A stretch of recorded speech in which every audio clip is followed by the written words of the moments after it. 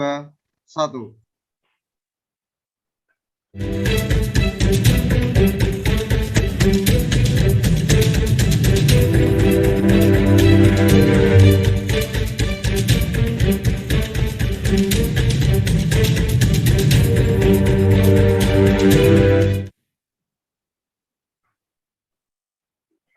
Assalamualaikum warahmatullahi wabarakatuh. Yang terhormat Bapak Ibu warga Setban, selamat pagi. Senang banget nih dapat kesempatan buat menyapa warga Setban lagi. Gimana kabar pagi ini? Semoga semuanya sehat ya. Kalaupun kurang sehat, semoga tetap diberi kesehatan. Lagi pula hari ini kan tanggal 1 gitu. Oke, perkenalkan saya Anis dari bagian umum yang akan memandu acara ini menemani narasumber kita yang keren banget, Dr. Rita Rahmalita. Nah, nanti Dr. Rita akan menyampaikan materi dengan tema Tangguh Hadapi COVID-19. Nah, beberapa bulan lalu kita sempat terkejut dengan adanya COVID varian Delta ya, yang rame banget gitu. Nah, Ibu Dokter nanti juga akan menjelaskan update-update terkait COVID dan isolasi mandiri dan banyak sebagainya deh. Nah, jadi Bapak Ibu nanti yang punya problem terkait COVID atau masalah lain bisa banget ditanyakan melalui chat box atau dapat ditanyakan secara langsung di akhir sesi. Begitu. Sebelum kita dengarkan paparan dari Ibu Dokter, mari kita dengarkan terlebih dahulu sambutan dari Kepala Bagian Umum, yaitu Bapak Harmonis Siregar. Kepada Bapak Harmonis, kami persilakan Bapak. Baik, selamat pagi. Assalamualaikum warahmatullahi wabarakatuh. Waalaikumsalam. Selamat pagi, Pak. Waalaikumsalam warahmatullahi wabarakatuh. Salam sehat. Terima kasih teman-teman pada pagi ini. Terima kasih pada Pak Sugeng dan teman-teman ya dari para kepala bagian dan juga kepala seksi, Kasub dan juga Kasubag dan juga teman-teman pegawai semua. Dari Timoya kepada Dr. Rita yang sekarang ini beliau ini narsum, bahkan di Sekjen juga narsum khusus untuk COVID-an. Jadi berbicara masalah kesehatan ini banyak sekali ya, tapi yang paling jelas di sekarang ini masalah COVID yang paling tren, yang paling sekarang menjadi pembicaraan. Sudah mulai menurun memang. Saya secara pribadi berpengalaman kena 2 kali triple hat-trick Lionel Messi. Biasanya itu dapat apa itu? Dapat hadiah itu. Maksud saya ini kan karena terlampau nggak enteng kita. Meskipun kita sudah tahu, faktanya memang sudah kita tahu cara mencegahnya, mengatasinya. Ada 3M segala macam. Namun di lapangan tidak seperti itu juga. Saya sendiri yang melakukannya kena juga. Jadi artinya dalam kesempatan ini kehadiran Dr. Rita mungkin saja mengingatkan kita bagaimana sih supaya kita tetap juga terbebas atau tidak terinfeksi lah COVID-19 ini. Dan juga mungkin buat teman-teman di Setban bukan hanya COVID-nya ya, mungkin saja ada hal-hal lain yang sifatnya untuk komorbid atau yang memicu COVID-19 ini dan lain sebagainya, boleh nanti ditanyakan dan dijelaskan oleh Dr. Rita. Saya pikir demikian yang bisa saya sampaikan dan terima kasih pada warga Setban. Kita sekarang sudah mulai peduli lah, sudah mulai care, bukan hanya kesehatannya, tapi juga ini setiap hari Rabu udah ada Setban 1. Saya lihat selalu rame-rame. Ya ini menambah pengetahuan kita bersama. Mungkin itu yang bisa saya sampaikan. Terima kasih sekali lagi buat Dr. Rita. Terima kasih dan saya Rida dan selamat pagi, salam sehat untuk kita semua. Demikian. Selamat pagi, salam sehat juga Bapak Harmonis. Terima kasih banyak atas sambutannya. Nah, sekarang kita saatnya panggil narasumber kita. Karena udah gak sabar banget nih ketemu sama Dr. Rita ya. Silakan Dr. Rita untuk join. Ya. Sudah terlihat. Selamat pagi Bu Dokter. Selamat pagi Mbak Anis. Apa kabar Suara Ibu? Saya? Alhamdulillah sehat, mantap. Iya. Siap. Oke, baik. Gimana suara saya? Terdengar jelas? Sinyal juga bagus ya. Iya. Gambar juga bagus ya. Baik, saya akan mulai. Terima kasih. Oke, Assalamualaikum warahmatullahi wabarakatuh. Selamat Waalaikumsalam pagi. warahmatullahi wabarakatuh. Selamat pagi. Salam sejahtera untuk kita semua. Yang terhormat Bapak Ibu pejabat dan seluruh pegawai warga Setban yang mohon maaf tidak bisa saya sebutkan satu persatu. Salam kenal, mungkin ada beberapa atau banyak mungkin ya yang belum pernah bertemu dengan saya, ataupun bila bertemu menggunakan masker, jadi cuma separuh wajah saya saja yang terlihat ya. Oke, terima kasih atas kesempatan yang diberikan kepada saya pada hari ini. Puji syukur kehadirat Tuhan Yang Maha Esa atas rahmat dan kehadiratnya kita diberikan kesempatan untuk bertemu di acara yang mudah-mudahan bermanfaat untuk kita semua dan untuk orang lain juga yang mungkin kita sudah dapat ilmu, info terbaru, nanti kita bisa berbagi sharing dengan orang-orang yang kita kenal.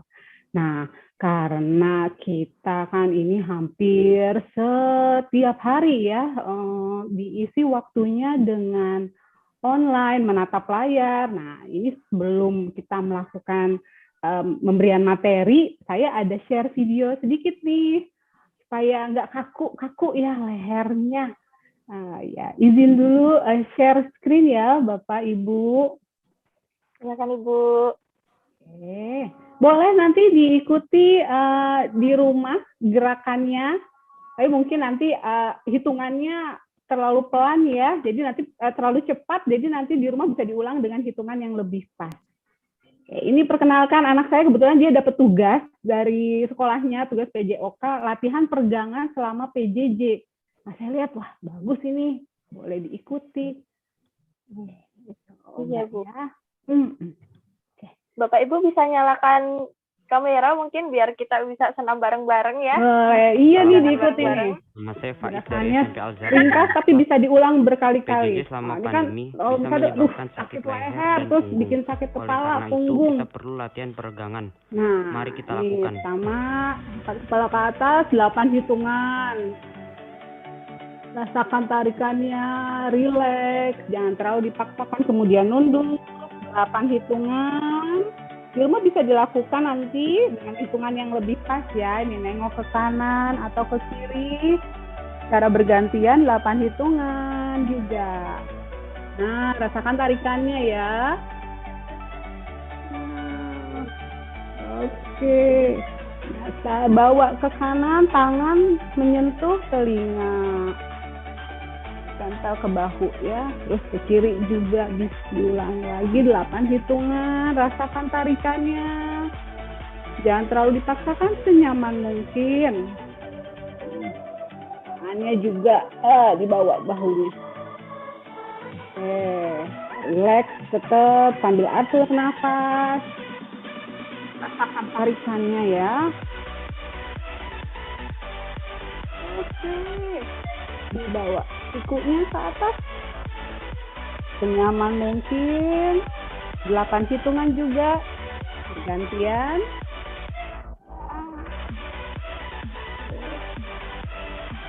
Oke. Iya, bisa sambil duduk, bisa sambil berdiri, tapi lebih bagus berdiri ya, karena kan seharian duduk terus. Ini bisa 1 jam sekali diulangi, atau misalnya pada saat terasa leher atau punggung terasa pegel. Nah, dibawa ke kanan, dibawa ke kiri. Oke. Iya, terus dibawa ke atas. Badan tetap tegak. Aja menatap ke depan. Dibawa ke kanan. Oke, memang sambil berdiri nih kalau misal begini. Jadi biar kelihatan saya sambil duduk. Iya, dibawa ke kiri. Nah, kepala ini diputer, 4 hitungan ke kanan, terus dibalik ke kiri. Iya, 4 hitungan saja, biar nggak terlalu pusing. Terima kasih. Wassalamualaikum warahmatullahi wabarakatuh. Waalaikumsalam. Waalaikumsalam Oh. Selamat Gimana? Keren banget Tambah segar atau puasanya. tambah sebel? Ya, ini Iya. bisa diulangi ya. Maksudnya berkali-kali dalam sehari atau aduh. Kadang kan kita sering ada keluhan sakit kepala nih. Sebetulnya sakit kepalanya itu muncul selain memang mungkin berpikir karena kerjaan, bisa juga karena terlalu sering menatap layar monitor dan posisinya tidak ergonomis, jadi perlu olahraga stretching gitu ya. Baik, kita langsung ke materi ya. Alhamdulillah tambah segar kata Pak Sugeng. Baik, kita sekarang langsung izin share untuk materinya ya, Mbak Anis ya, Bapak Ibu. Silakan, Ibu. Oke, sudah siap? Siap. Ini terlihat ya Bapak Ibu materinya. Terlihat, Bu.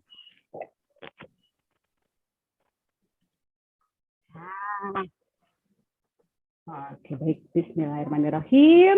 Nah, materi kita kali ini singkat tapi dalam. Itu tangguh hadapi COVID-19. Walaupun sudah 1 tahun lebih menjelang 2 tahun, kita tetap harus tangguh. Karena kita belum tahu ini pandemi berakhir sampai kapan. Tuh, jadi kita walaupun ada yang sudah kena, atau ada yang belum kena, atau tidak kena, maksudnya jangan sampai gitu ya, kita tetap tangguh menghadapi COVID-19. Jadi dengan kita tahu, kita banyak ilmu, kita cari fakta-fakta, jadi kita lebih siap ya. Oke, bismillah. Topik yang akan kita bicarakan hari ini, kita perkenalan dulu tetap ya. Kita kalau misalnya pengen perang, kita harus tahu musuh kita, yaitu virus SARS-CoV-2. Nah, itu kemudian kriteria pasien terkonfirmasi, terus derajat keparahannya dan penanganannya. Kemudian kalau sudah terkonfirmasi, bagaimana panduan isolasi mandirinya. Dan bagaimana bila kita sudah sembuh menghadapi untuk tahap selanjutnya.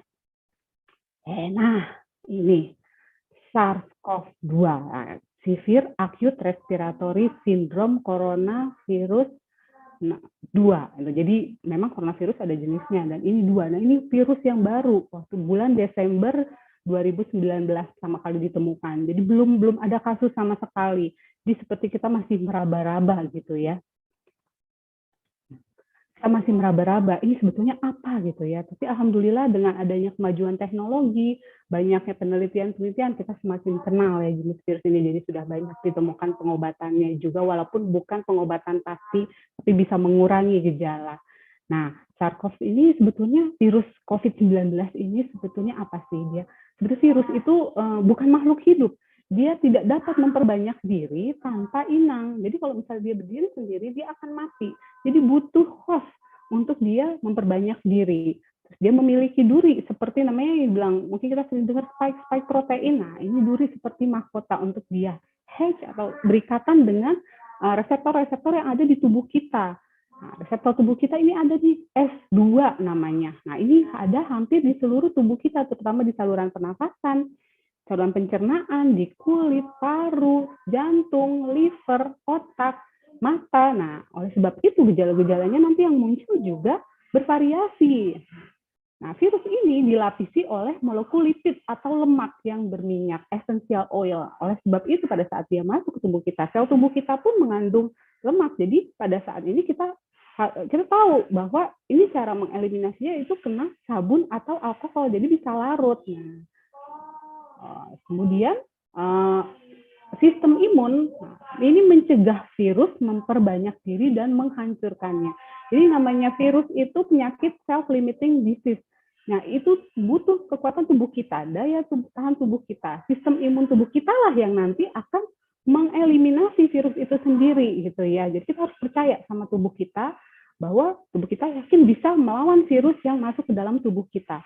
Walaupun berbagai macam varian dan mutasi terjadi, itu kita tetap harus bisa, kita yakin. Yang penting dia tidak masuk ke tubuh kita, dan begitu masuk pun kita tangguh ya untuk melawan virus yang masuk. Nah, sistem imun tubuh kita ini juga terjadi ada 2 namanya, innate atau alami dan adaptif yang didapat. Nah, pada saat tubuh masuk, virus masuk ke dalam tubuh, itu berespon tubuh kita, makanya ada demam gitu ya. terus sakit tenggorokan. Nah, itu sebetulnya respon tubuh kita, bersin-bersin. Respon tubuh kita itu dalam melawan virus. Nah, kemudian dalam beberapa hari, ini yang bawaan ini membentuk antibodi atau limfosit B, limfosit T. Limfosit B dia membentuk antibodi, limfosit T membentuk sitokin yang nanti akan menambah kerja sistem imun tubuh kita. Nah, karena virus yang baru ini, pemerintah akhirnya terus bekerja keras ya bersama dengan masyarakat dan seluruh bagian gitu ya, tetap dengan programnya 3T, tracing, testing, sama treatment. Jadi perlu tracingnya, treatment yang banyak, dan pemeriksaan testing yang banyak gitu ya, yang masif untuk bisa menurunkan angka supaya tidak terjadi pandemi lagi dan diharapkan menuju endemi. Nah, terus program vaksinasi yang terus dilaksanakan dan protokol kesehatan yang terus diperketat. Nah, ini update terbaru kemarin dari YouTube channel pengumuman perpanjangan PPKM ya, tampak lihat ya, di sini kemarin kita puncaknya tanggal 15 Juli ya. Nah, itu bahkan di Poli BPPK waktu itu karena memang keterbatasan pemeriksaan, yang diperiksa batasnya 20, hampir 20-nya positif. Nah, itu di sini puncaknya, dan memang pada saat itu sebelumnya ada kegiatan masyarakat yang tinggi ini ya. Akhirnya kebetulan juga ada varian Delta yang masuk. Nah, itu penularannya juga lebih masif ya, lebih cepat. Nah, terus akhirnya mencapai puncaknya. Nah, alhamdulillah dengan adanya PPKM ini sangat berefek baik ya. Lama-lamaan kasusnya turun. Nah, ini varian Delta juga dari penelitian yang dilakukan dari whole genome sequencing, diambil sampel-sampel yang merata gitu ya, cuman sekitar 1% dari kasus itu 90% didominasi oleh varian Delta. Nah, ini juga program vaksinasi yang terus dilaksanakan. Nah, itu alhamdulillah per Agustus ini banyak vaksin baru gitu ya, dan terus meningkat jumlah cakupan vaksinasi sudah mencapai hampir 30% ya. Nah, untuk vaksinasi dari total vaksinasi 1 dan kedua dan ketiga, karena sasarannya ini ada 208 juta, berarti kita butuh sekitar 400 jutaan. Nah, bagaimana dengan penularannya? Nah, itu penularannya ini karena memang dia lewat saluran pernafasan gitu ya, dia keluarnya melalui droplet atau percikan langsung gitu ya. Ini pertama bisa langsung dulu nih, kalau misalnya kita berpapasan dengan pasien COVID yang tidak memakai masker, atau kita juga tidak pakai masker dengan jarak 1-2 meter, dengan waktu lebih dari 15 menit, itu dulu. Nah, cuma sekarang dengan varian Delta yang baru, butuh waktu yang lebih cepat untuk memberikan penularan. Kemudian juga ada penularan yang tidak langsung, yaitu misalnya ada yang bersin, yang sakit bersin, batuk, berbicara gitu ya, terbahak-bahak, tapi nggak pakai masker, tumpahlah ke permukaan atau ke benda-benda yang, atau dia megang hidung atau mata, ngucak-ngucak, terus dia megang alat-alat yang dipakai umum, misalnya pulpen, mouse gitu ya, terus charger bisa 30 Pak.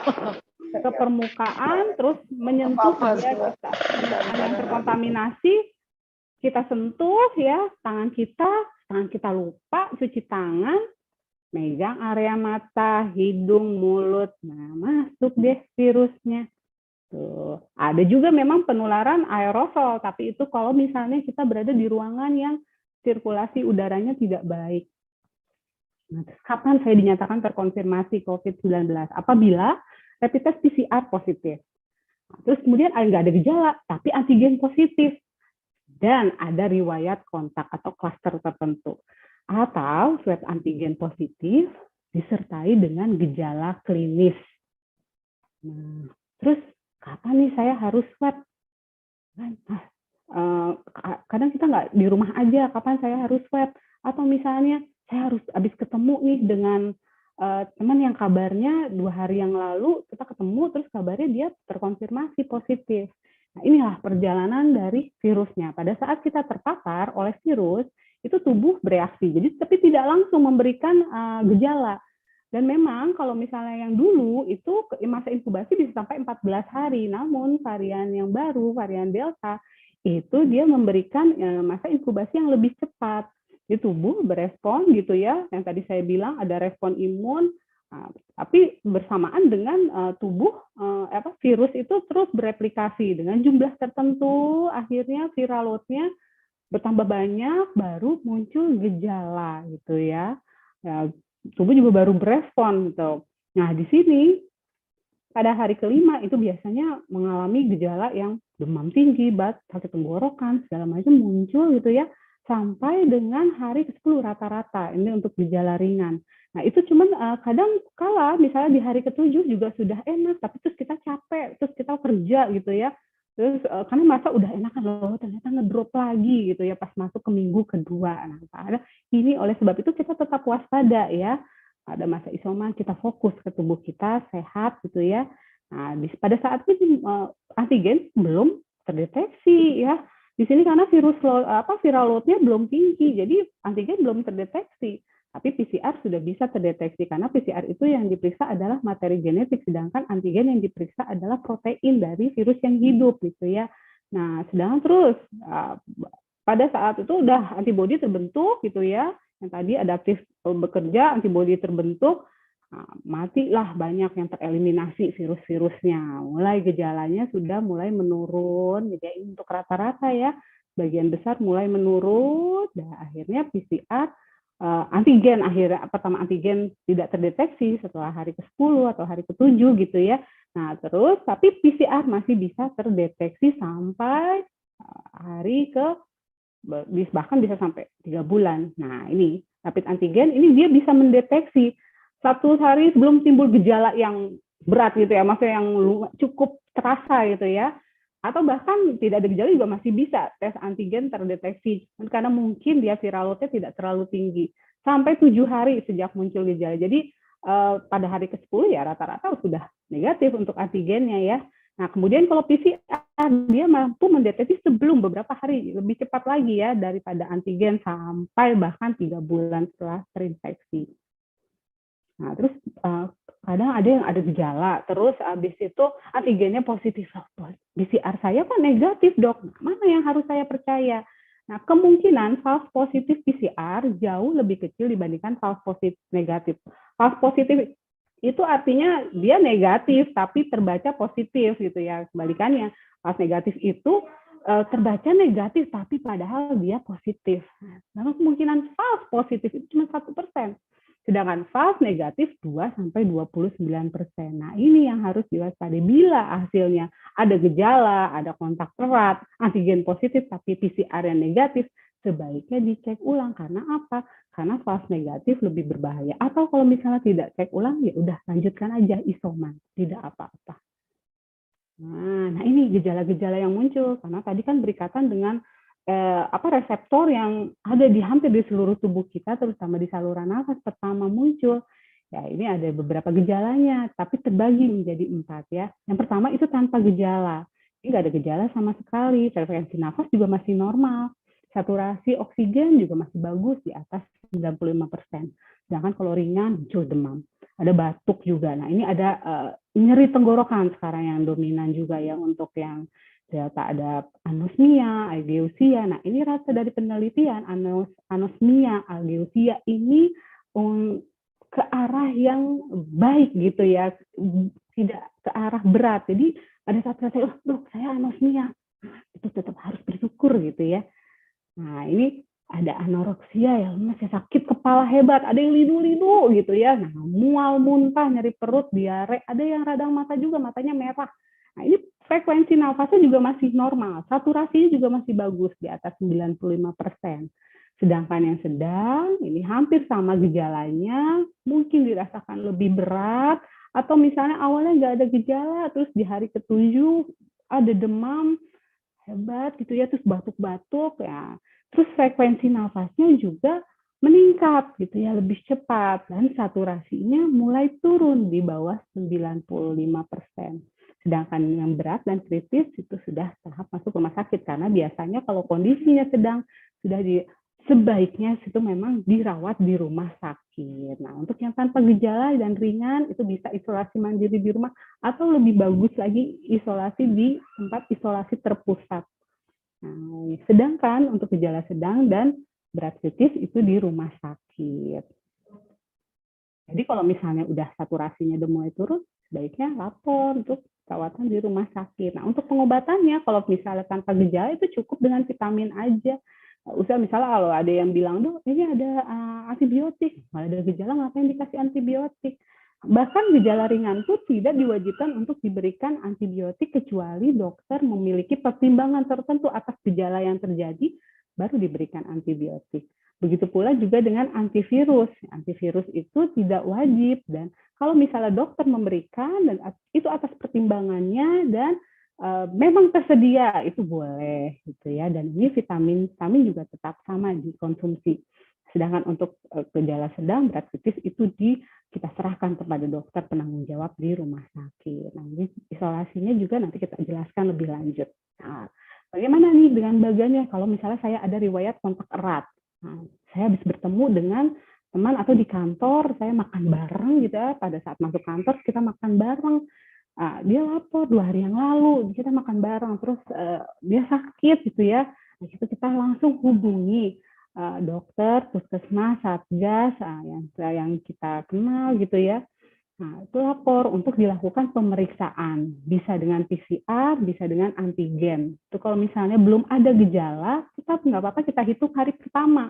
Itu ya, pemeriksaannya kita lihat. Kalau misalnya negatif, tetap melakukan karantina mandiri. Terus pada saat hari kelima, sebaiknya dilakukan pemeriksaan ulang. Atau sebelum hari kelima muncul gejala, kita periksa ulang gitu ya. Atau misalnya, sekarang sih baiknya karena masa inkubasi masih bisa 14 hari, lanjutkan aja setelah 5 hari misalnya masih negatif, lanjutkan saja dulu karantina mandirinya.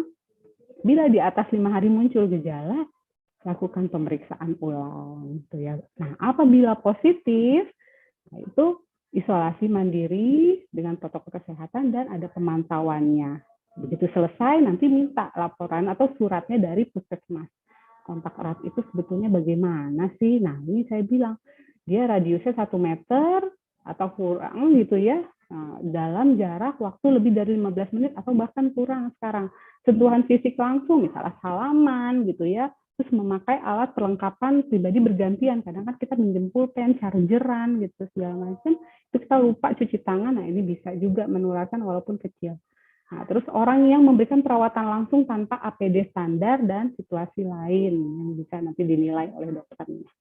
Nah, bila kita sudah dalam tahap ditentukan untuk ya udah konfirmasi positif terus layak, kita harus isolasi mandiri. Kita lihat dulu nih tempat tinggal kita layak nggak untuk melakukan isolasi mandiri. Ada kamar mandi dalam nggak gitu? Itu diusahakan sekali. Kalau misalnya nggak ada kamar mandi di dalam, nanti pembersihannya, desinfeksi untuk kamar mandinya harus lebih sering gitu ya. Apalagi misalnya kita habis gunakan, kita langsung bersih-bersih. Upayakan kamar tidur sendiri terpisah. Perhatikan juga ventilasi, cahaya, udara yang masuk. Kalau bisa ada jendela yang rutin bisa dibuka ya. Terus tidak serumah dengan kelompok resiko tinggi seperti bayi, lansia, orang-orang dengan sistem imun rendah, dan penyakit komorbid sebisa mungkin.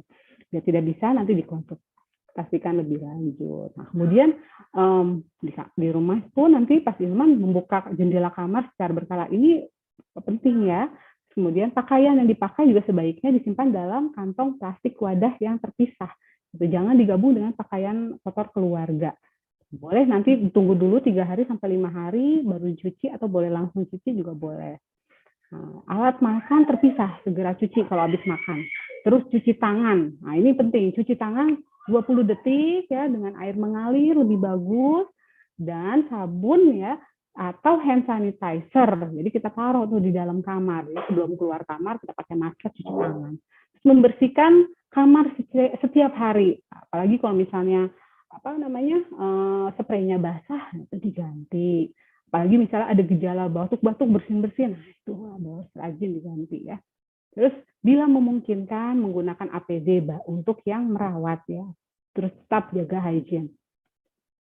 Nah, bila tidak memungkinkan, rumah kita nggak bisa nih dok, segera hubungi kontak vaskes untuk mendapatkan fasilitas isolasi terpusat. Nah, bagaimana dengan keluarganya? Bagi anggota keluarga yang berkontak erat dengan pasien, hubungi pemeriksaan untuk melakukan pemeriksaan. Karena kan di puskesmas juga gratis gitu ya. Terus atau misalnya di fasilitas, misalnya bisa dilapor untuk di Poli BPPK juga bisa. Nah, tetap menjaga protokol 3M yang utama ya, karena di dalam rumah tuh ya, memakai masker, mencuci tangan, tetap menjaga jarak walaupun kita dalam satu rumah sebisa mungkin. Jangan menyentuh area wajah. Kalau misalnya tangan nggak yakin bersih nih, misalnya habis bersih-bersih tahan dulu gitu ya, baru cuci tangan. Ingat, jendela rumah harus tetap dibuka secara berkala ya, supaya udaranya mengalir. Bersihkan sesering mungkin daerah yang sering disentuh seperti meja, gagang pintu, keran, toilet yang flushnya ya, terus wastafel, keran wastafel, saklar, meja secara rutin dibersihkan. Tetap ya, hygiene. Nah, bagaimana dengan pasiennya? Tetap juga sama 3M, apalagi kalau misalnya mau keluar kamar, ingat pakai masker double, medis di dalam, kain di luar, atau enggak pakai masker KN95, KF95, itu cukup satu. Kalau misalnya pakai medis, double dengan kain ya. Pastikan dia rapat kanan kirinya. Terus pada saat keluar kamar, jadi pakai dulu masker, cuci tangan, baru keluar kamar. Baru berinteraksi dengan keluarga. Tapi diminimalisir ya. Terus tetap menjaga jarak dan mencuci tangan. Terus menerapkan etika batuk bersin. Walaupun misalnya, kadang lupa belum pakai masker, walaupun di dalam kamar ya tetap pakai, ada etika batuk bersin. Kalau misalnya pakai masker, insya Allah lebih aman. Tapi kalau misalnya maskernya basah, segera ganti. Makan bergizi walaupun nggak enak, rasanya nggak nafsu makan, lidahnya keluh, rasa logam gitu kan. Aduh, penciumannya nggak jelas nih dok. Makan sebisa mungkin. Bila ada gangguan pencernaan, konsultasi untuk mendapatkan jenis makanan apa yang sesuai. Kemudian jaga asupan cairan. Ini penting ya. Karena sistem tubuh kita ini kan ada namanya proses eliminasi untuk mengeluarkan virus yang mati gitu ya.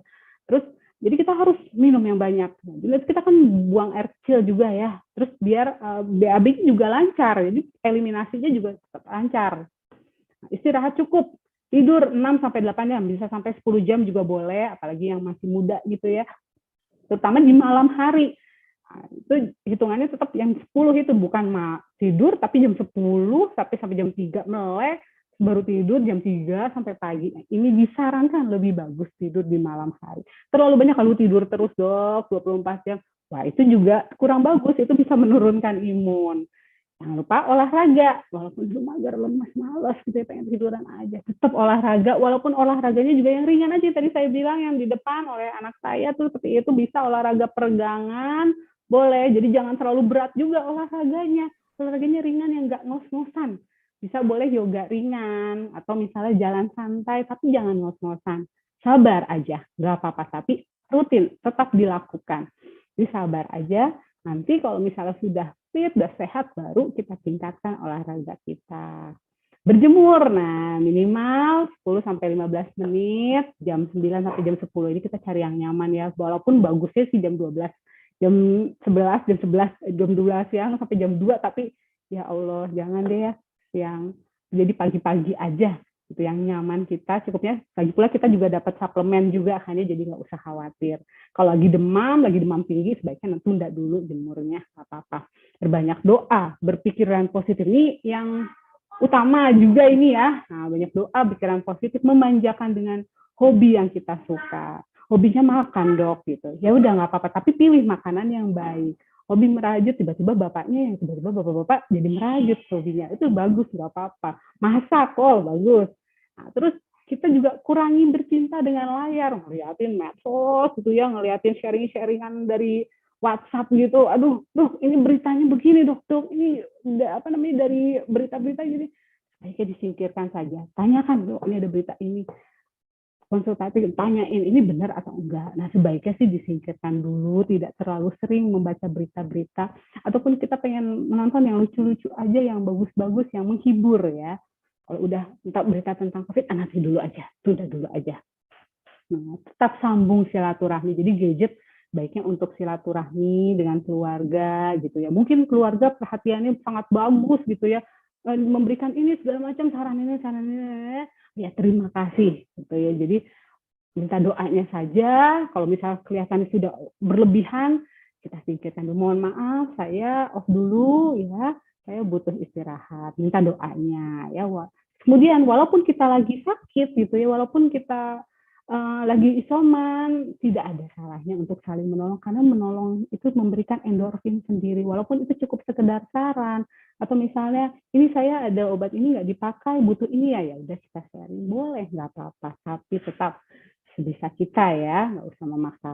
Monitor kesehatan mandiri, info kalau misalnya ada beberapa kondisi darurat ya, lapor ke dokter atau keluarga. Terus kemudian, nah ini apa yang harus kita persiapkan untuk isolasi mandiri? Alatnya cukup 2 saja, termometer sama pulse oximeter. Nah ini pulse oximeter ini penting ya saat ini kalau bisa ada. Alhamdulillah BPJS Kesehatan juga menyediakan ya. Nah, tapi kita cek dulu kalau misalnya dia asli atau palsu. Kalau misalnya bisa membaca pulpen, nah berarti dia palsu dong. Masa pulpen ada oksigennya. Kita cek deh tuh suhu dan saturasi. Cukup 2 kali sehari atau 1 kali sehari kalau kondisinya ringan atau tidak ada gejala, pagi dan malam nih ya dicek. Nah, terus manfaatkan layanan konsultasi telemedicine. Biasanya nanti hasil belum keluar tapi udah dapat WA gitu ya. Nah itu boleh dimanfaatkan. Kemudian lapor nih kalau punya komorbid, ada diabetes, hipertensi, jangan diberhentiin obatnya gitu ya, lapor gitu ya. Saya diabetes, katanya dokter itu, katanya kalau misalnya dikombinasi obatnya nanti menyebabkan kematian. Jangan percaya. Nah, konsultasikan ke dokter. Obat-obatan yang biasa kita minum rutin tetap dikonsumsi. Nah, bagaimana dengan obat-obatannya? Kalau yang tadi saya bilang, PG itu obatnya cukup vitamin aja. Kemudian kalau gejala ringan, kita lihat, kita obatin gejalanya. Ya, untuk antivirus dan antibiotik atas pertimbangan dokter. Multivitamin juga sama. Oke, nih kapan sih saya harus ke vaskes nih? Kalau ini normal tadi, yang tanpa gejala atau gejala ringan, nafasnya masih normal, ngomong bisa banyak, bisa nyanyi, bisa baca Al-Quran, bisa nggak terputus gitu ya. Dan saturasi oksigen lebih dari 95% di udara ruangan, tanpa suplemen oksigen ya. Nah itu pada saat kalau misalnya nafasnya meningkat ya frekuensinya, atau misalnya udah nggak bisa ngomong, batuk-batuk terus gitu ya. Nah, saturasi oksigen juga turun gitu ya, di bawah 93 gitu, atau bahkan 92. Nah, terus suhunya juga meningkat. Nah, tapi mulai ada batuk-batuk, tapi yang nggak sesak berat gitu ya. Mungkin sudah dalam kondisi sedang, kita harus lapor ke vaskes untuk mendapatkan perawatan, untuk mendapatkan suplemen oksigen juga gitu ya, dan atau mendapatkan pengobatan yang lebih lebih banyak gitu ya. Nah, kalau kondisinya sudah berat kritis itu di rumah sakit. Nah, bila tidak dapat fasilitas rumah sakit kalau dulu ya. Nah, ini proning posisi banyak ya di internet ya. Ini sangat bermanfaat ternyata untuk mengurangi untuk meningkatkan saturasi oksigen gitu ya. Karena di sini bagian punggung di sini nih. Nah, ini paling tinggi penyerapan oksigennya. Pada saat melawan gravitasi, nah, di sini meningkat ya. Oh iya, kalau misalnya ini untuk yang hamil atau misalnya ada gangguan tulang belakang, itu konsultasikan. Nah, ini untuk latihan bernafas juga ya, supaya lebih rileks ya, tarik nafas dalam, hembuskan pelan-pelan, jadi supaya paru-paru mengembang maksimal. Dilatih terus walaupun sudah sembuh dari COVID. Nah, ini kapan saya dinyatakan selesai? Untuk tanpa gejala, 10 hari saja sejak pengambilan swab. Sedangkan untuk gejala ringan 10 hari, tapi kalau setelah 10 hari masih ada gejala, tidak enak, masih pusing, masih batuk, tunggu dulu sampai sembuh, ditambah 3 hari bebas gejala. Kemudian untuk kontak erat, tetap 14 hari sambil menunggu apakah ada gejala atau tidak. Bila nggak ada gejala, bisa selesai. PCR di akhir isoman untuk OTG ataupun gejala ringan, itu tidak perlu dilakukan. Nah, ini PCR positif tidak selalu masih menularkan ya. Nah, untuk pasien gejala dari penelitian dinyatakan aman setelah 10 hari. Sedangkan bergejala ringan dinyatakan aman setelah isolasi minimal 13 hari sejak onset ya, gejala tanpa demam dan gejala pernafasan. Nah, ini biasanya kalau masih ada gejala demam dan gejala pernafasan, itu lapor saja. Jangan main berhenti aja isoman. Udah 13 hari tapi masih ada demam, masih ada gejala pernafasan. Tunggu dulu.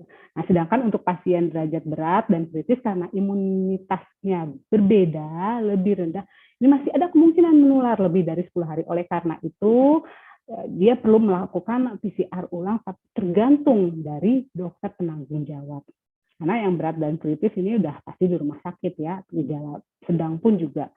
Jangan menyelesaikan isolasi mandiri tanpa pertimbangan dan perhitungan sendiri, tanpa konsultasi. PCR yang berkali-kali sampai hasilnya negatif itu sebetulnya tidak ada manfaatnya. PCR tetap tidak 100%, jadi ada kemungkinan false negatif. Kemudian tes antigen bukan pemeriksaan untuk mengakhiri masa isoman. Jadi hari ke-7 antigen saya udah negatif dok, gitu boleh selesai isoman. Tunggu dulu, tetap dilihat waktu dan gejalanya. Nah, bagaimana kalau sudah sembuh? Nah, tetap tenang, berpikiran positif, yakin bahwa memang COVID bisa sembuh dan kita bisa melawan lagi gitu ya untuk tahap selanjutnya. Ini juga bisa diterapkan untuk yang belum pernah kena ya. Nah, tetap terapkan perilaku hidup bersih dan sehat, olahraga teratur, makan makanan bergizi, minum yang cukup gitu ya. Terus tetap laksanakan vaksinasi bagi yang belum pernah vaksin atau baru vaksin 1 kali gitu. Terus tetap disiplin menjalankan, saya maunya 6 ya. Terus supaya cegah penularan COVID-19. Jadi ibaratnya ini kita kayak seperti pakai armor gitu ya. Selain dari imun dalamnya kita dengan perilaku hidup bersih dan sehat, kita harus tetap pakai armor itu dengan 6M, memakai masker double atau KN95 kalau satu, mencuci tangan secara rutin, ya, menjaga jarak, mengurangi mobilitas, menghindari kerumunan, dan ditambah menghindari makan bersama, terutama dengan orang lain yang beda tempat tinggal, karena kita tidak tahu mereka mobilitasnya seperti apa. Jadi kalau misalnya pada saat momen makan bersama, ada jaga jarak, ya, kalau memang terpaksa, kita minggir dulu aja. Minggir ya. Jadi jauh-jauhan, baru habis itu bisa ngobrol bareng lagi setelah makan. Dan tetap yang utama ya, tetap senantiasa berdoa kepada Tuhan Yang Maha Esa. Oke, terima kasih. Kita bisa lanjutkan dengan sesi tanya jawab.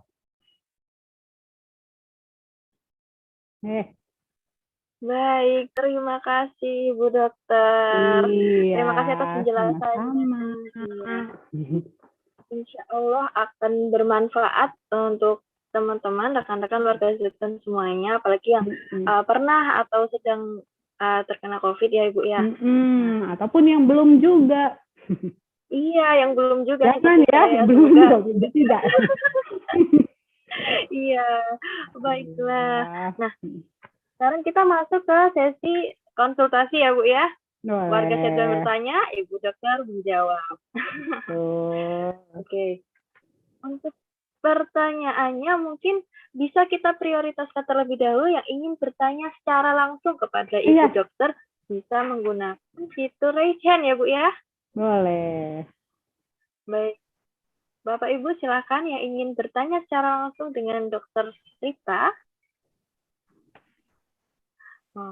Mungkin saya ingin mengawali pertanyaan dulu Bu Dokter. Mau tanya. Kenapa sih Bu kita kalau udah vaksin itu masih harus pakai masker? Iya ya, itu kan.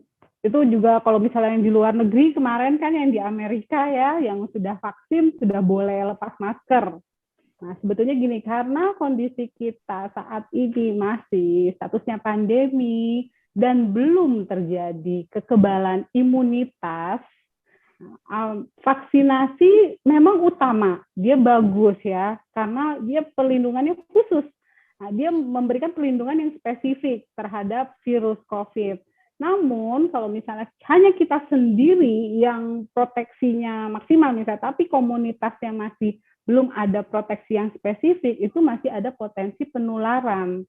Dan kita pun masih ada potensi menularkan gitu ya. Apalagi di virus baru, kita bahkan para peneliti juga masih belum bisa membaca, ini maksudnya virus itu bagaimana sih polanya gitu ya, masih terus penelitian. Nah, oleh sebab itu tetap menggunakan masker gitu ya, karena belum terjadi herd immunity nih, dan pencapaian vaksinasi pun masih 29%, 30% saat ini ya, sedangkan herd immunity itu bila terjadi 80% vaksinasinya, atau misalnya angkanya sudah mulai menurun. Itu pun tetap kalau misalnya kita dalam kondisi beramai-ramai sebaiknya sih tetap pakai masker. Gitu. Baik, terima kasih. Iya, sama-sama. Ada yang raise Ibu, Bapak Sugeng Boleh, ingin bertanya, ya. Mari kita Pak Sugeng. Siap. Ya, silakan Bapak. Ya. Baik, terima kasih Mbak Anis. Terima kasih Bu Dokter nih atas sharingnya pagi ini sangat bermanfaat. Sangat-sangat bermanfaat bagi kita semua. Nah, saya ingin bertanya, tadi mungkin sudah disinggung terkait dengan badai sitokin. Kemarin saya ikutin misalkan podcastnya Deddy Corbuzier kan ya. Oh iya, bagus Pak. Yang bersangkutan itu kan luar biasa olahraganya ya. Betul. Tapi ternyata juga kena, sehingga yang bersangkutan bertanya-tanya kenapa saya juga kena gitu. Nah, dan ternyata dinyatakan sebagai seperti kayak badai sitokin. Nah, ini mohon info Bu Dokter, badai sitokin itu seperti apa sih, dijelaskan dengan bahasa sederhana, dan apa cara pencegahannya ataupun cara pengobatannya. Demikian Bu Dokter, terima kasih. Baik, terima kasih Pak atas pertanyaannya. Jadi tadi seperti yang saya sudah jelaskan bahwa virus ini adalah self-limiting disease. Jadi yang melawan itu ya daya tahan tubuh kita, itu sistem imun. Nah, pada saat ada imun yang adaptif, ya innate yang kita punya bawaan, dan yang adaptif, nah itu kan terbentuk tuh limfosit, itu sel-sel, terus di limfositnya tadi membentuk sitokin. Nah, itu fungsinya sebetulnya untuk menambah kerja sistem imun tubuh kita untuk melawan virus yang masuk. Nah, bayangkan ya, itu karena reseptornya juga ada banyak ya, tempat kunci-kuncinya itu di tubuh kita. Nah, itu jadi bisa menyebabkan respon imun yang berlebihan. Jadi selain virusnya yang diserang, tubuh kita pun ikut diserang. Nah, itu banyak faktor yang bisa menyebabkan itu ya. Salah satunya selain sistem imun tubuh kita, mungkin juga ada obat-obatan yang dikonsumsi, obat-obatan tertentu yang berhubungan dengan sistem imun tubuh kita. Nah, kemudian jadi kalau misalnya untuk pentingnya konsultasi ke dokter itu di situ. Jadi pada saat kita isoman gitu ya, terus misalnya jangan kan tadi kalau yang saya tahu dari Dedi itu dia melakukan tes antigen gitu ya. Sedangkan yang tadi saya bilang antigen itu bukan pemeriksaan untuk mengakhiri masa isolasi mandiri. Jadi tetap dilakukan selama waktunya dan gejala, sambil pantau juga saturasi oksigennya. Nah, ini kan gejalanya juga dia mulai muncul sesak nafas gitu ya. Nafasnya udah mulai ngos-ngosan gitu, walaupun saturasi oksigennya masih bagus. Nah, terus pada saat dilakukan ronsen, tampak lah itu, atau CT scan paru, tampak di paru-parunya. Nah, untuk mencegah itu memang pentingnya konsultasi dari awal. Dari awal kita ada riwayat kontak erat, walaupun tidak ada gejala, lapor ke dokter untuk terus dipantau. Kalau misalnya dokter yang mungkin tidak menanyakan tiap hari, lapor. Hari ini saya kondisinya begini, lapor. Jadi untuk mendapatkan penanganan yang lebih cepat, lebih tepat, sehingga mengurangi faktor resiko pasien untuk jatuh ke gejala yang lebih berat. Jadi kita bisa cegah. Alhamdulillah ya dokternya juga Deddy Corbuzier juga dia langsung berkonsultasi sehingga cepat penanganannya ya. Di rumah sakit. Nah, itu. Jadi memang lapor itu penting, dan memang yang pertama tadi saya bilang positive thinking. Itu ya. Jadi mungkin di kondisi tertentu dia sudah fit, terus habis itu kok mulai nggak enak lah, langsung bergejolak, akhirnya sitokinnya juga imunnya akhirnya turun. Jadi makanya penting juga itu menjaga pikiran positif, berita-berita yang negatif disingkirkan dulu. Tetap positif thinking. Terus obat-obatan laporkan ke dokter, nih saya mengkonsumsi obat ini itu dilaporkan. Jadi biar dipilih yang mana yang obatnya yang bisa diteruskan, yang mana obat yang bisa dihentikan sementara. Begitu Pak. Di lapor penting ya Pak ya, begitu ada kontak erat atau ada gejala ringan, atau misalnya pada saat melakukan screening antigen positif gitu ya, lapor, tidak usah takut. Begitu Pak. Terima kasih Ibu penjelasannya. Bagaimana Pak Sugeng? Ada yang mau tanya lagi? Terjawab Bu, cukup. Terima kasih. Iya, nanti kalau saya jelaskan secara imun nanti malah ini ya, waduh gitu kan. Jadi intinya sebenarnya lapor aja pokoknya ke dokter gitu. Kalau misalnya nanti saya jelaskan lebih ini. Pak dulu beli batang gorden berapa Pak? Batang gorden. 20.000. ya. Kita mending beli di nggak online. Terima kasih. Oke, Ibu mungkin melanjutkan, ini ada pertanyaan lanjutan dari Pak Yusuf ya Pak, dari KPKNL nih, dari di chatbox nih. Bu Dokter, kok bisa dikatakan badai sitokin? Sama ya tadi pertanyaannya. Nah, ada lagi pertanyaannya untuk Pak Yusuf? Oh, Pak Yusuf yang itu kemarin, oh iya. Udah itu aja pertanyaannya? Oke, ada. Oh iya, baik. Nggak apa-apa, saya coba tanya. Ya itu tadi, karena imun sebetulnya sitokin itu kita perlu juga gitu ya untuk melawan virus-virus itu ya. Karena sistem imun tubuh kita, jadi pada kadar tertentu dia sangat bermanfaat bagi tubuh kita.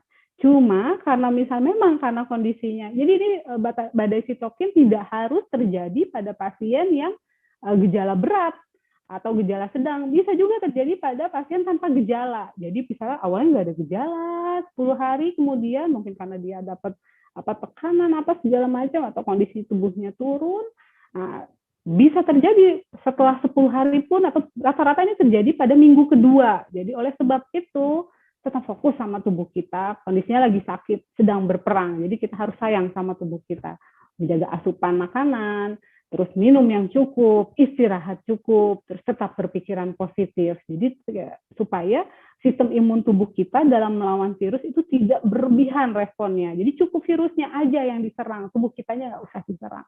Begitu ya. Terima kasih Bu Dokter. Iya, sama-sama. Oke. Ada yang raise yang lagi Bu, dari Ibu Ida Maharani. Boleh. Ya, silakan Ibu Ida Maharani. Selamat pagi, Dokter Rita. Pagi, Bu Ida. Ya, baru kali ini melihat Dokter Rita tanpa masker ya. Iya, Bu. Alhamdulillah bisa di rumah. Mohon izin bertanya nih, Dokter Rita. Seperti yang kita ketahui ya, Dokter Rita, bahwa hipertensi ini kan merupakan salah satu penyakit penyerta gitu ya, Dokter, yang bisa memperburuk atau memperparah kondisi pasien yang terpapar COVID. Nah, ini saya ingin bertanya ke Dokter Rita nih, tips apa yang harus dilakukan oleh penderita hipertensi yang sudah terpapar COVID-19 gitu ya. Dengan catatan dengan catatan si penderita hipertensi itu sebelumnya tidak ada gejala apapun seperti itu. Alhamdulillah. Ya, baik Bu. Mohon infonya. Terima kasih Dokter Rita. Iya, sama-sama Ibu atas pertanyaannya. Baik, jadi hipertensi itu memang salah satu penyakit komorbid ya. Memang kalau misalnya pada kebanyakan pasien yang dirawat juga memiliki, apalagi yang kondisinya berat, sedang kritis gitu ya, itu memang hampir sebagian besar ada penyakit komorbid termasuk hipertensi. Alhamdulillah Bu Ida termasuk pasien yang OTG atau tanpa gejala. Jadi setelah itu, jadi maupun kita kondisinya sehat, bila kita sudah terdiagnosis ada hipertensi, pertama di rumah lakukan pemeriksaan secara rutin gitu ya. Memang pada saat ini pemeriksaan yang dilakukan itu sebaiknya menggunakan alat tensi digital, ini yang disarankan gitu ya. Terus dilakukan pemeriksaan pagi dan malam. Tuh, jadi kalau di rumah itu lebih rileks kondisinya gitu. Bila tensinya tinggi ataupun turun rendah atau normal, lapor saja ke dokter. Kemudian asupan makanannya juga dijaga gitu ya. Terus kurangi makanan-makanan yang bergaram tinggi, karena maksimal konsumsi garam itu per hari 2 gram atau 1 sendok teh kecil. Nah, itu kadang di makanan, di cemilan misalnya, atau snack-snack itu juga kan sudah mengandung garam. Jadi kalau misalnya pada saat kita masak, baiknya dipisahkan makanannya untuk kita dengan kadar garam yang lebih rendah. Kita tetap butuh garam, tapi untuk pasien-pasien hipertensi kadar garamnya sebaiknya dikontrol gitu ya. Kemudian makanannya, minumnya, istirahat cukup, psikologisnya juga dijaga karena stres juga bisa meningkatkan itu. Dan terakhir, terus sebelumnya juga yaitu stres ya, terus rileks gitu ya, olahraga rutin itu yang bagus, seminggu 3 kali atau 150 menit seminggu. Jadi jangan dikumulasikan, tapi ya sebaiknya rutin seminggu 3 kali. Yang kuncinya tuh kalau olahraga itu rutin, konsisten. Nah, jadi jangan seperti bukan jangan ya, kurang baik gitu ya, sebetulnya nggak apa-apa daripada nggak gerak sama sekali. Ini namanya weekend warrior, jadi olahraganya cuma di weekend saja langsung geber 150 atau 2 jam gitu. Nah itu sebetulnya lebih bagus dilakukan merata seminggu 3 kali, olahraganya pun yang dilakukan intensitas ringan. Kalau misalnya mau yang sedang, itu sebaiknya memang sudah terlatih. Jadi olahraganya jalan santai, atau sepedaan, santai gitu, yang rileks gitu ya. Nah, terakhir juga tetap yang penting itu minum obat secara teratur. Karena kalau sudah dinyatakan hipertensi, sudah memiliki diagnosis hipertensi, memang disarankan minum obat setiap hari secara rutin. Gitu. Ya, jadi obatnya apapun diminum rutin. Jadi nggak yang, aduh dok pusing, baru minum obat. Aduh ini tensinya bagus nih, turun normal. Obatnya disuntikan gitu. Nah, jadi pada saat tekanan darah normal itu artinya terkontrol dengan obat yang dikonsumsi saat ini. Jadi target terapinya tercapai. Tetap dilanjutkan supaya tensinya tetap terkontrol. Jadi nggak melonjak, jadi nggak loncat. Ya, nggak begini, tetap stabil tensinya. Jadi tetap minum konsumsi obat-obatannya. Begitu, Ibu. Tidak. Ya, makasih Dokter atas tipsnya. Satu lagi dok, iya, kalau boleh. tadi kan di akhir segmen Dokter Rita menyampaikan bahwa harus rutin dan disiplin minum obat tensi. Betul. Nah, ada pernah kasus Bu Rita, jadi ada kasus yang dia hipertensi, dinyatakan COVID, kemudian saturasinya turun dan dirawat di rumah sakit, dan yang bersangkutan itu membawa obat hipertensinya, namun dari saran dokter yang merawatnya tidak boleh meminumnya dan harus meminum beberapa obat yang sudah diresepkan di rumah sakit itu. Namun yang bersangkutan tidak tahu apakah sekelompok obat tersebut itu ada obat penurun tensi. Jadi selama perawatan tidak meminum obat hipertensi yang biasa diminum seperti itu, dok. Itu bagaimana, betul, dok? Sebaiknya betul. apakah diperbolehkan tetap mengasup yang biasa diasup atau tidak? Nah, iya betul. Jadi bagus pada saat masuk rumah sakit dilaporkan obat-obat apa saja yang dikonsumsi, dan memang pada saat masuk kondisi sedang gejalanya waktu itu ya, saturasi oksigen turun, tapi kesadaran juga masih bagus ya, berarti kondisinya sedang. Nah, pada saat itu memang yang bertanggung jawab adalah dokter penanggung jawab di rumah sakit. Jadi kita serahkan obat-obatan kita, kemudian obat-obatan yang akan masuk tubuh kita pada saat perawatan di rumah sakit itu diserahkan oleh dokter. Karena mungkin ada beberapa obat yang fungsinya untuk A, untuk B, jadi bisa kombinasi obatnya, jadi dipilih obat yang lebih baik untuk pasien yang bersangkutan. Gitu. Nah kemudian kalau misalnya sudah pulang, PCR ulang sudah negatif, gitu ya, tetap lakukan kontrol. Jadi sudah di rumah, terus biasanya nanti sebelum pulang pun tetap ada rekomendasi obat yang tetap harus dikonsumsi selama perawatan di rumah. Terus nanti ada kontrolnya, lebih bagus kontrol. Jadi 1 bulan kemudian, walaupun misalnya nggak ada gejala, bisa kontrol atau bisa melalui telemedicine bila rumah sakitnya menyediakan, gitu ya. Jadi tetap dilanjutkan obat-obatannya. Bila masih belum sempat, sementara obatnya boleh dikonsumsi yang sebelum perawatan. Tapi memang sebaiknya dikonsultasikan dulu. Gitu. Jadi obat-obatannya sebaiknya memang tetap dikonsumsi. Jadi nggak langsung stop. Tetap lebih itu konsultasi dulu ya Ibu ya. Apakah obatnya nanti yang dari dokter yang di rumah sakit atau bisa mengkonsumsi obat yang sebelumnya, gitu. Karena beda ya kondisinya. Mungkin pada saat pasca perawatan ada beberapa keluhan tambahan mungkin yang masih dirasakan, jadi diperlukan obat-obatan yang lebih tepat untuk diberikan ke pasien yang bersangkutan. Gitu Ibu. Baik, terima kasih Dokter Rita atas sharingnya, bermanfaat sekali. Alhamdulillah, terima kasih terima kasih. Iya, terima kasih Ibu, Bu Rita, Bu Ida. Mungkin ini akan menjadi pertanyaan yang raise hand terakhir ya, yang live. Boleh. Karena masih ada beberapa pertanyaan melalui chat box nih, Bu. Nah, dari Yang raise hand ada yang spesial, Bapak Marihot. Silakan, Bapak. Iya.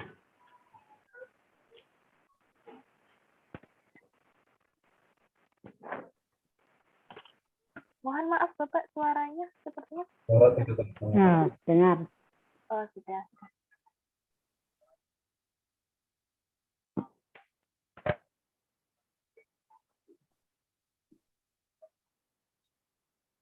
Belum terdengar suaranya.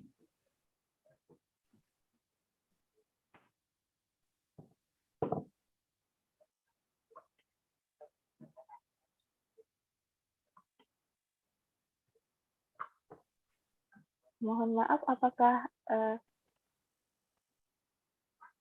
speaker saya yang kurang... Suaranya tidak terdengar ya, Mbak?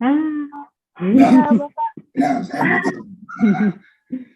Saya kira speaker saya yang rusak, Bapak. Silakan, Bapak.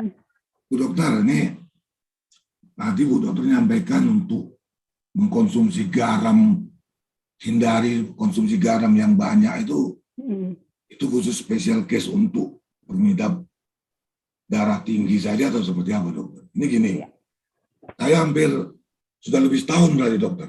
Semenjak COVID ini, sebulan setelah bulan 3 ada aba-aba COVID ini, saya nih bukan mengkonsumsi, tapi gargle gitu loh, Dokter. Gargle kumur-kumur dengan garam. Oh, kumur-kumur garam. Oh iya, bagus. Terus kenapa, Pak? Alhamdulillah, karena itu ya, sampai saat ini saya belum ya mudah-mudahan jangan ya, Dokter. Oh iya. Benar.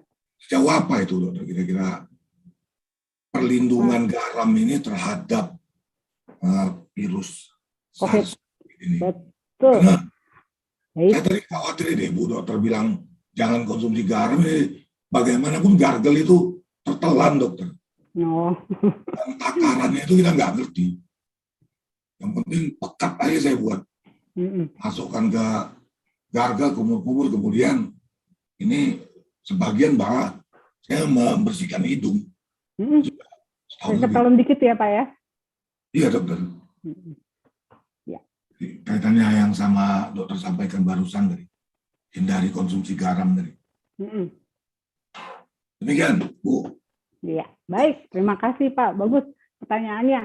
Jadi begini, memang dari proses membersihkan, jadi membersihkan saluran nafas maupun tenggorokan itu bagus dilakukan pada saat seperti ini, apalagi misalnya kita sering keluar rumah gitu ya, lakukan aktivitas di luar rumah. Jadi membersihkan hidung dengan air garam, atau yang lebih bagus sih sebetulnya pakai air garam fisiologis gitu ya, jadi lebih steril. Nah, itu bagus dilakukan bisa sehari 1 sampai 2 kali, bersihkan hidung, bersihkan tenggorokan gitu ya, itu bagus. Namun dalam penelitian atau belum ada penelitian yang menunjukkan bahwa ini bisa membunuh virus gitu, virus COVID. Jadi sebagai obat atau misalnya membunuh virus gitu ya, virus COVID itu belum ada penelitian, bahkan memang sebetulnya kalau nggak salah tidak terbukti ya, tapi bagus untuk membersihkan saluran hidung dan tenggorokan gitu. Lebih bagus menggunakan cairan garam fisiologis. Nah, memang kalau misalnya itu sebaiknya memang tidak tertelan, tapi kalaupun tertelan itu pun paling sedikit sekali ya, konsentrasinya sedikit gitu. Habis bersihkan sebaiknya kumur-kumur lagi dengan air biasa atau air mata gitu ya, dikumur-kumur terus dibuang lagi. Jadi diusahakan jangan tertelan. Nah, untuk konsumsi garam sendiri memang dibatasi konsumsinya untuk pasien-pasien dengan hipertensi. Dan memang untuk pasien yang tidak hipertensi pun bagus bila kita bisa menerapkan hal yang sama, kayak sepertinya ada teori 3G menghindari, jadi gula, garam, goreng. Nah ini saya coba minta garam ya, kadang goreng nggak masih makan gorengan, gula itu dikonsumsi, dibatasi gulanya. Itu bagus tidak hanya untuk pasien-pasien dengan hipertensi ataupun pasien dengan diabetes, nah, untuk menghindari, mengurangi, membatasi makanan-makanan yang mengandung kadar 3G yang tinggi, itu bagus. Nah, jadi boleh aja Bapak kalau mau bersihkan saluran hidung, saluran tenggorok, tapi memang tetap itu bukan untuk pencegahan atau misal untuk mematikan virus COVID, gitu ya. Cuman bagus untuk proses pembersihan saluran nafas. Begitu Pak. Nggak apa-apa, boleh dilanjutkan. Bagus. Terima kasih Bu Dokter. Nggak usah khawatir konsumsi berlebihan.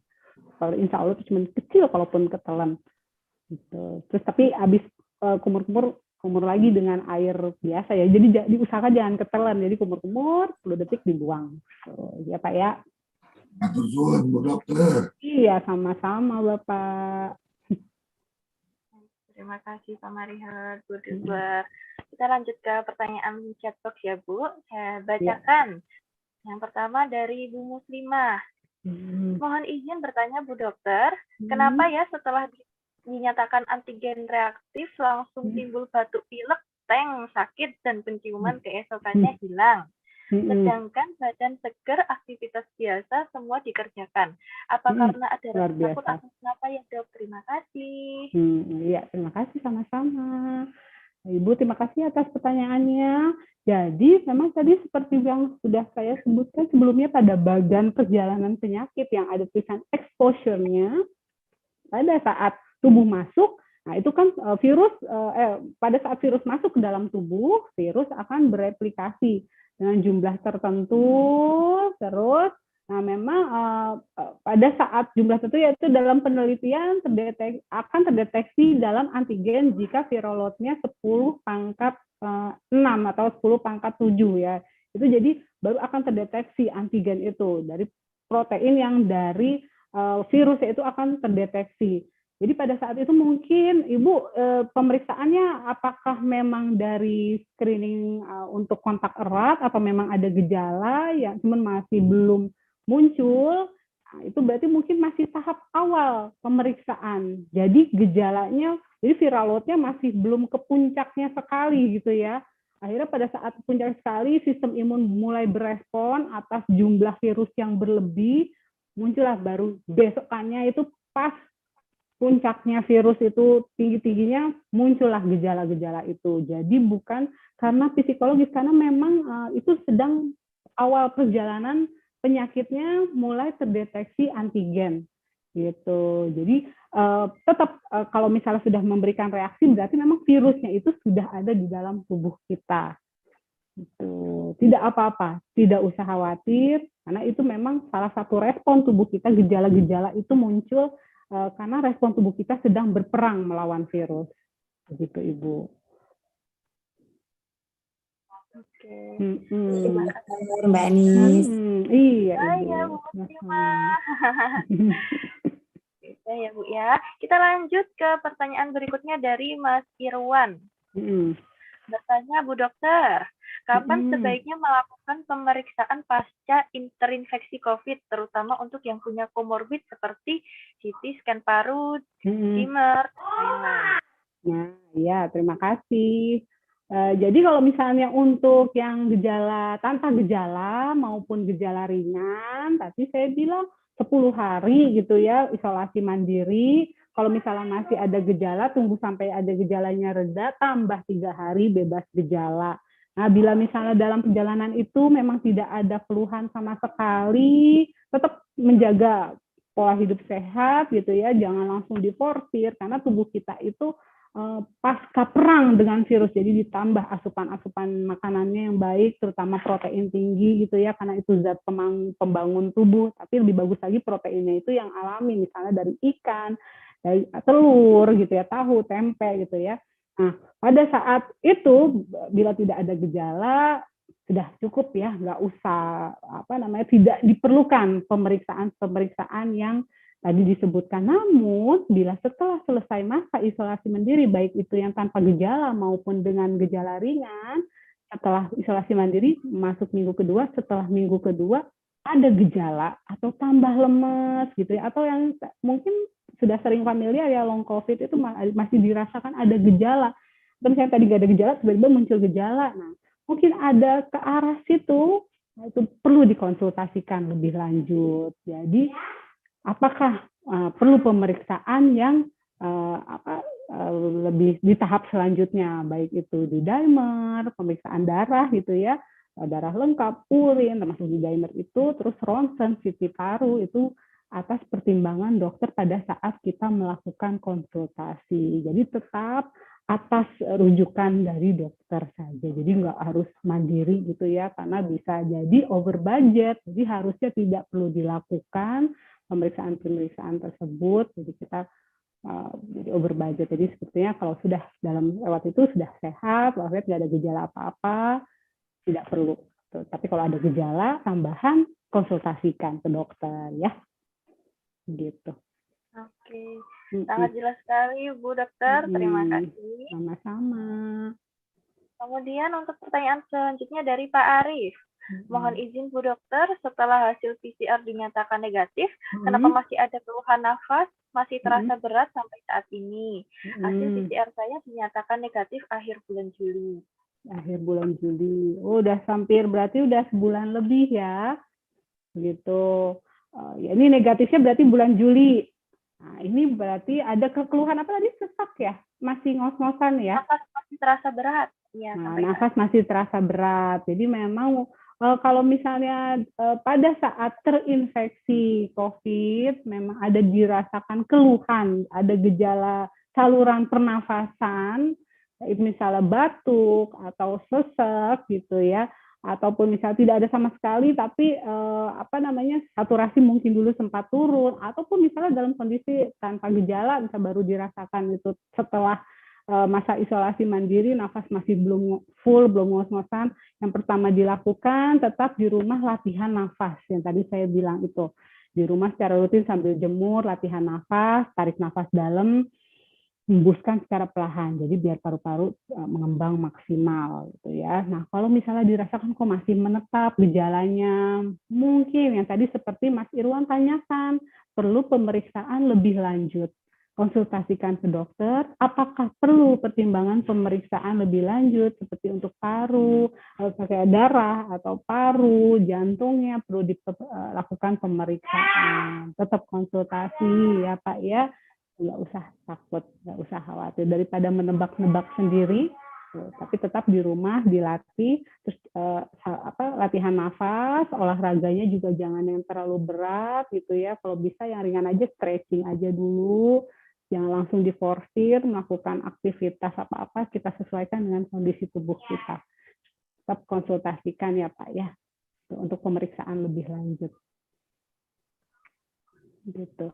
Oke. Terima kasih Bu Dokter. Bu Dokter mohon izin, apakah masih ingin lanjut atau sudah cukup ini aja Bu Dokter ya?